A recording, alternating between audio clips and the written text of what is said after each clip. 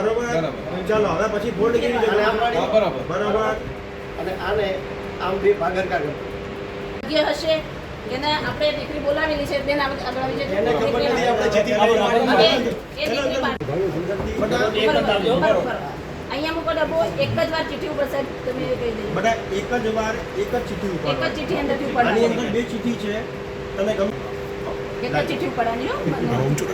એક જ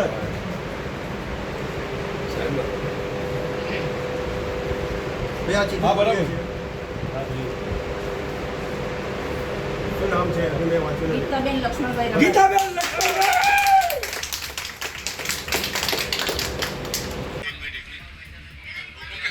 અધ્યાસી અધિકારી મામલતદાર સરસ્વતી એસડી બુડાણા દ્વારા આજ રોજ તાલુકા પંચાયતની અને ઉપપ્રમુખ અને ઉપપ્રમુખની આજ રોજ વરણી કરવામાં આવેલી છે.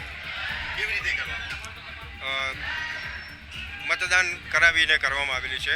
મતદાન કરાવતા બંને પ્રમુખ અને ઉપપ્રમુખોને સરખા વોટો મળતા આપણે ચિઠ્ઠી નાખીને આ પ્રક્રિયા પૂર્ણ કરવામાં આવેલી છે. 12 હતી, 12 સરખા હતા. તેથી આપણે ચિઠ્ઠી નાખીને નિયમ અનુસારની પ્રક્રિયા પૂર્ણ કરવામાં આવેલ છે, જેમાં એક દીકરી દ્વારા આપણે બહારથી બોલાવીને એની પ્રક્રિયા પૂર્ણ કરવામાં આવેલી છે. પ્રમુખ અને ઉપપ્રમુખ કોણ મળે?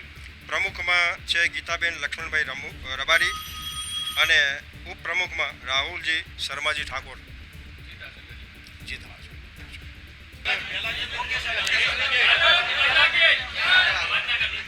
સ્થાનિક સ્વરાજ્યની યોજાયેલી ચૂંટણીમાં પાટણ જિલ્લાની અંદર 2 નગરપાલિકા, 9 તાલુકા પંચાયત અને 1 જિલ્લા પંચાયતની ચૂંટણીઓ યોજાઈ, જેમાં બંને નગરપાલિકામાં ભારતીય જનતા પાર્ટીનો ભવ્ય વિજય થયો. ત્યાં પ્રમુખ અને ઉપપ્રમુખની વરણી પણ થઈ ગઈ.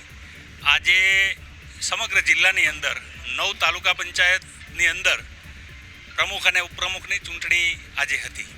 તો એ દરમિયાન સમગ્ર જિલ્લામાં કુલ 9 તાલુકા પંચાયતમાંથીને ભારતીય જનતા પાર્ટીની 7 તાલુકા પંચાયતમાં ભવ્ય વિજય થયો છે.